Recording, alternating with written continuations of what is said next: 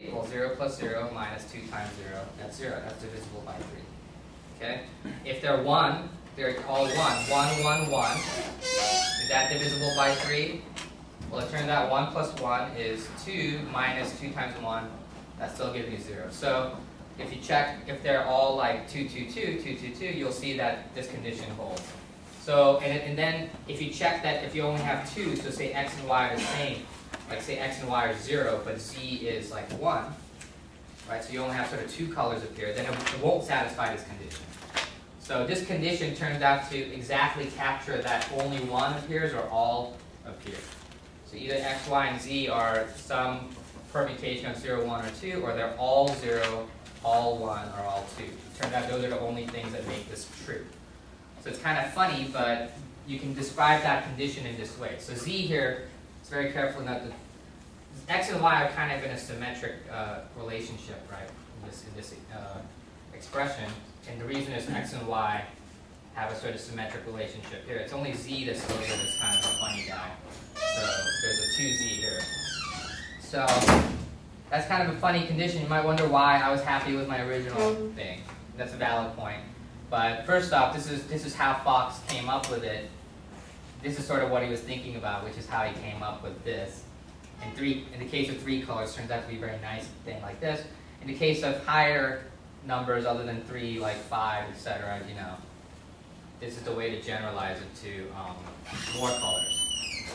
Okay, so are there any questions about what I just said here? No? Alright, well, I feel like sometimes people have questions they don't know to ask. But, like on the last homework. I'm still debating about this. There were so many horrible ones turned in. I'm not sure what to do. I could just say drop the lowest one, but then it's not very educational for you guys. Like the ones that people that really need to drop that one. So can we go over it then? You want to go over it? Yeah, that's clear. Okay, let's go over it. I think maybe we'll go over it more thoroughly because I want to do some stuff so you can have some stuff for your homework, so you can get started earlier this time.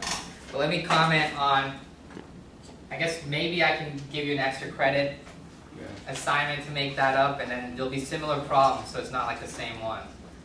But like for example, here's one I think people found kind of tricky. I think this problem by itself, if you understood this problem, like it clarifies a lot of the similar errors I see. So some of you, right, we're given a picture like this. I guess what was the problem? It was like this, and then maybe it was, oh, I remember now. It was bigger on the left side, It and was like like turned this. over. Wrapped around. Was it like this? No, they were There was crossed. a twist. No. Yeah, there was a twist on the. Oh, right. Like this. Yeah. Yep. Okay, that makes sense. All right, so there was this, and then you were given the little guy like that, and you're like, try to get from here to here. Okay, now I guess by using Reidemeister moves. So obviously, let me just point out, obviously you could take this big loop and go whoop over the whole thing, undo this, then undo a little kink here, and you get this. But that's not a Reidemeister move. Going whoop is not a Reidemeister move. Okay, because the point of Reidemeister moves is, of course, there's some big, whatever weird moves you can do, but the point is always to use those 3 moves. Eunice? Does it a composition count as a Reidemeister move if you like use the first one to untangle that, and then it's composition between the trifoil and the unknown? Oh, you're talking about like the knot sum? Okay, so, well, if at the end, if you're somehow able to, I think we'll answer your question in the midst of this. Okay, so I think, so let's start out with, like, how would you do it? I guess the obvious way is try to mimic the whole bring this over using Reidemeister moves. And if you try to bring it near, so what you would do is you try to bring it near here. This is not a Reidemeister move, this is a planar isotope. So as you bring it near, like the point is, if you think about the Reidemeister moves, once I start dragging across this, I'm creating crossings. So I know I have to do, type 3 moves never create crossings. Right? Only type 2 and type 1 do. So, and type 1 is a very specific type of kind of move that creates that little kink. But type 2 move is the one that brings one strand over the other. So you might figure as you're doing this, you're going to start bringing this like, say, over or under. Let's say under, like that. Right? So that's how you start. You start moving it by moving it under. That's a type 2 move right there. So you would draw this picture and you write type 2 move, and then you'd make the next picture. Like, but isn't that the same pretty much? It's just. The point is, Weidemeister moves are always the same as whatever stuff you Right. do. But the point is to think just in terms of Weidemeister moves. So this exercise is just, it's kind of like a, you know, when you learn multiplication table or something, you know, you're supposed to learn like your tables or something rather than doing something sneaky, right, where you know the answer. So all you're doing is just applying the second Weidemeister move like a bunch of times. Not a bunch of times. You have to use, say you did the Weidemeister 2 move here to get to here. What do you do next? Well, let's do another 2 move that brings this sort of under here.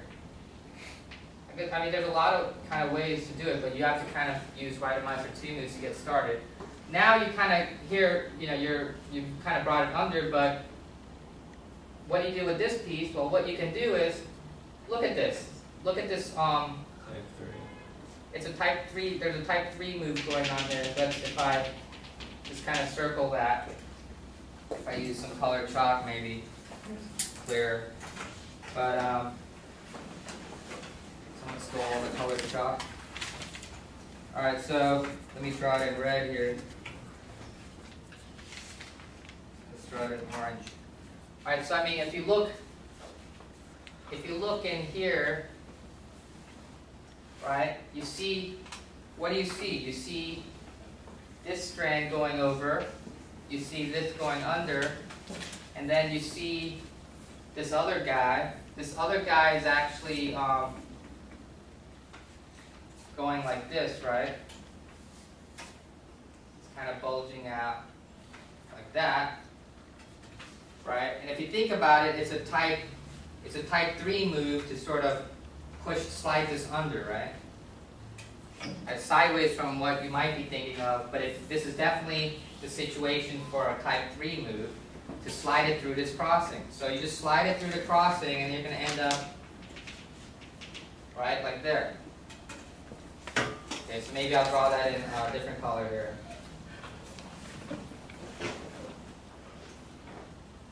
Right? So that's how you get through crossings, type 3 move. So if you just start pushing this through, and then there's going to be some more stuff you have to do. There might be more type 2 moves, do more type 3 moves, and you keep pushing this. So I guess I'll just kind of leave the rest to you, but you draw each picture after each move. Okay.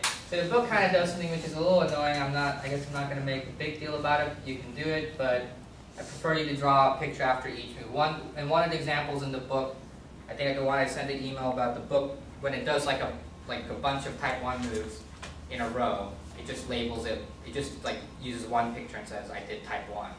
That's kind of a little annoying because these examples are not that complicated. You guys can sort of do it out individually. I think it's more illustrative. But hopefully, does anyone have any questions about this stuff? So I think everyone kind of gets it once you see it, but I did say it very fast. It's tape. It's evidence. I said it really fast previously that when you start dragging it across, you have to start doing these moves. Okay. So we'll talk more about the homework next time, but I think it's the whole idea of this was learn to use the moves, and there's some training here and looking at it and seeing like, hey, is that a type 3 move there available? You can kind of be able to think about it. So if you get good at it, it's somehow very obvious. But if you're new to it, I guess it's it's a little bit hard to see. So, all right. Anyways, let's go on. Any other questions about anything? Even about the homework? So I think, I'm going to make an extra credit assignment for you guys that's similar but not the same. Also for the first problem, I guess the first problem, the last homework I should mention, you're supposed to draw more than one example of a diagram with 2 crossings, right? So there's a couple possibilities. You should have,